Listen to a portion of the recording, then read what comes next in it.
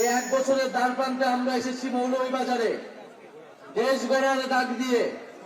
কারণ জুলাই আগস্টে আমরা বলেছিলাম একটি নতুন বাংলাদেশ লাগবে, একটি নতুন বন্দোবস্ত লাগবে। পুরনো সিস্টেমে, পুরনো আইনে আমরা আর এই বাংলাদেশকে পরিচালিত হতে দেব না। কিন্তু অভ্যুত্থানের পরে নানান শক্তি আবারও চেষ্টা করছে পুরনো সিস্টেমে এই দেশকে এগিয়ে নিয়ে যাবার। আমরা তখন বলেছি, জুলাই গণ অভ্যুত্থানে আমরা যখন রাজপথে নেমেছিলাম, আমাদের ভাইয়েরা শহীদ হয়েছে, আমাদের বোনেরা নির্যাতিত হয়েছে, আমরা এই বাংলাদেশকে আর পুরনো রূপে ফেরত দিতে দিব না।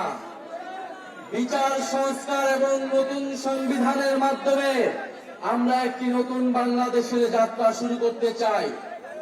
প্রিয় মৌলভীবাজারবাসী, গণ অভ্যুত্থানের পরে আমাদের স্বপ্ন, আমাদের আকাঙ্ক্ষা ছিল আকাশচুম্বী।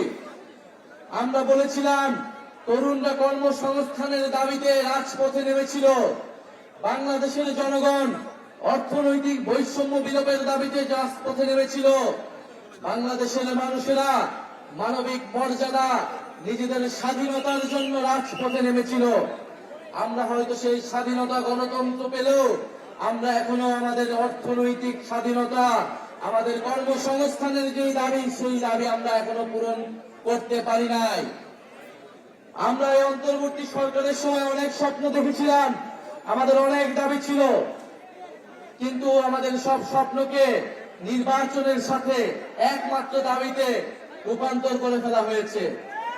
আমরা বলেছি আমরা নির্বাচন চাই, আমরা গণতন্ত্রের পক্ষে লড়াই করা শক্তি, আমরা ভোটাধিকারের জন্য লড়াই করা শক্তি, কিন্তু বিচার সংস্কার ছাড়া নির্বাচন অর্থহীন হয়ে যাবে। এই নির্বাচনকে জনগণ গ্রহণ করবে না। ফলে বিচার এবং সংস্কারের যতটুকু আমরা এগিয়েছি, তার পক্ষে আমাদেরকে আরো ঐক্যমত করে আমাদেরকে নির্বাচনের দিকে যেতে হবে।